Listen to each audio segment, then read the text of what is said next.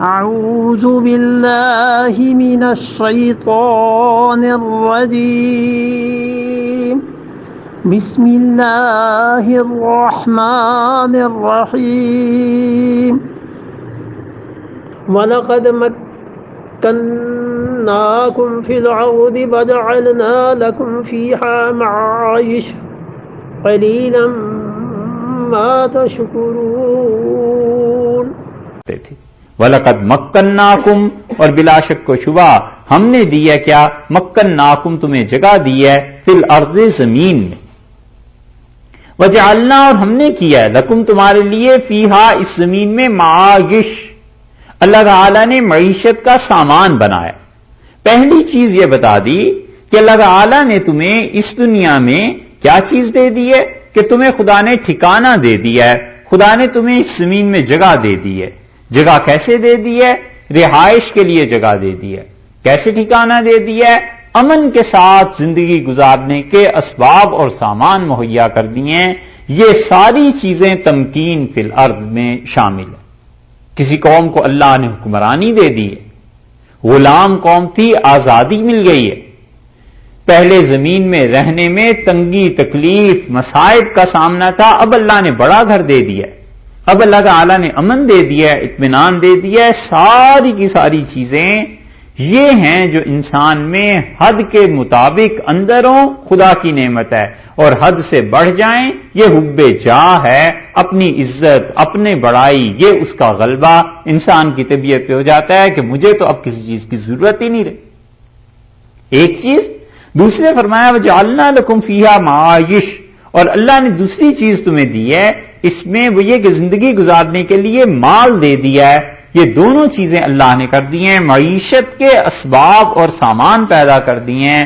اللہ نے نوکری دے دی، اللہ تعالیٰ نے تجارت دے دی، اللہ تعالیٰ نے مال میں برکت دے دی، اللہ تعالیٰ نے اس کو قرض سے آزاد کر دیا. یہ سب کی سب چیزیں ایسی ہیں جو انسانوں کی معیشت سے تعلق رکھتی ہیں. یہ دونوں چیزیں دے دی، پیسہ بھی دے دیا، ٹھکانہ بھی دے دیا. اور ارشاد ہوا کہ قلیلا ما تشکرون، تم شکر بہت تھوڑا ادا کرتے، بہت کم ہمارا شکر ادا کرتے ہو.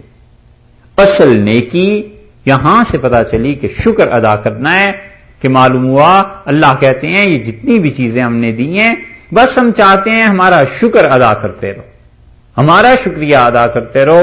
ہم نے دونوں طرح سے نوازا ہے، عزت سے بھی اور مال سے بھی. اور دنیا میں تمام خرابیوں کی جڑ یہ دو ہی چیزیں،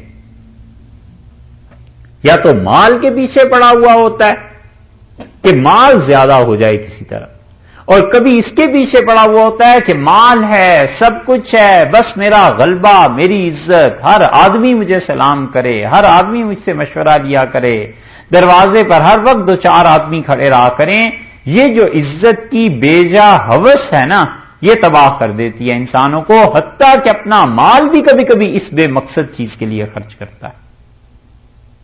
حب جاہ اسے کہتے ہیں صوفیہ، اور حب مال، یہ دونوں چیزیں انسان کی اخلاقیات کو برباد کرتی ہیں. اور حب جاہ اور بدتر چیز ہے، اپنے آپ کو بڑا کرنے کے لیے پھر وہ اپنے مال کو خرچ کرتا ہے، پھر گیٹ بڑے بڑے لگاتا ہے، پھر چوکیدار رکھتا ہے، پھر کیا کیا چیزیں کرتا ہے، ایسی چیزیں جس کی اسے کوئی ضرورت نہیں.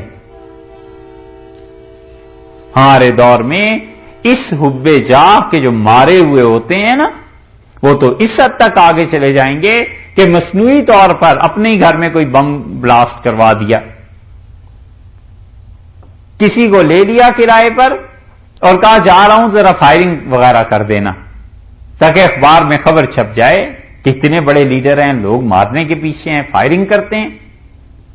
یہ بہت سونکا، پیسے دے دیے، خبر ذرا بڑی لگ جائے، اخبار میں تصویر بڑی آ جائے، مشینیں 10 رکھوا لی اور بیوہ عورتوں میں تقسیم، ان میں سے ایک ہی کرنی ہے جس کے ساتھ تصویر ہو، اور 9 باقی واپس چلی گئیں.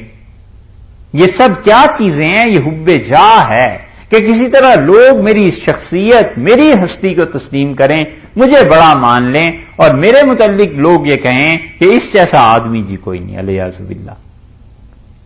دینی زکات ہے، اور چاہتے ہیں کہ نام یہ ہو کہ صاحب بڑے سخی ہیں. ارے بھی سخاوت تو جب ہوتی جب زکوٰۃ کے علاوہ جو مال اللہ نے دیا ہے اس میں سے خرچ کرتا. زکوٰۃ تو دینی ہی دینی تھی، اس میں کیا سخاوت ہے؟ یہ تو اپنی مجبوری کو بھی دینی ہے کہ پٹائی ہو جائے گی. یہ تو ایسے ہی ہے جیسے کوئی فرض نماز پڑھتا ہے تو اب لوگ کہیں بڑا عبادت گزار ہے. بھی فرض نماز تو فرض ہے، وہ تو پڑھنی ہی ہے. بات تو جب ہے جب فرض کے علاوہ بھی نفل بھی پڑھا کرے تو آدمی پھر کہے کہ کوئی عبادت گزار ہے. فرض نماز تو پڑھنی پڑھنی. اس دور میں زکوٰۃ دینے والوں کا بھی یہی حال ہو گیا کہ دینی زکوٰۃ ہے صرف رمضان میں سال بعد، اور چاہتے ہیں کہ نام اس فہرست میں آئے کہ بڑا خدا کے راستے میں خرچ کیا ہے، حالانکہ دی زکوٰۃ. یہ دونوں چیزیں حب جاہ اور حب مال، یہ اصل میں ان دونوں چیزوں میں حد سے زیادہ انہماک کا نتیجہ ہے.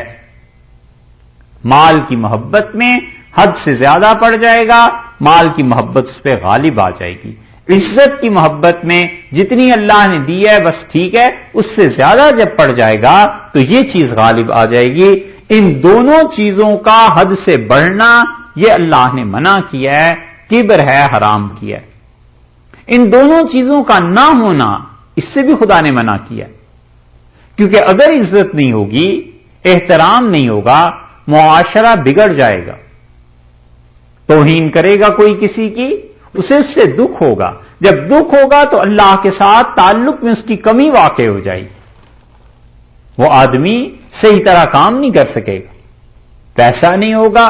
تو رسول اللہ صلی اللہ علیہ وسلم قاد الفقر ان یکون کفرا، یہ فقر و فاقہ قریب تھا کہ کفر بن جاتا.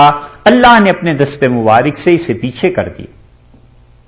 اس فقر و فاقہ کی ایک شکل ہے، اور یہ دلیل ہے ان محدثین کی جو کہتے ہیں کہ اللہ کے ہاں ہر ایک چیز کی شکل ہے اور قیامت میں وہ پیدا کر کے سامنے لائی جائے گی.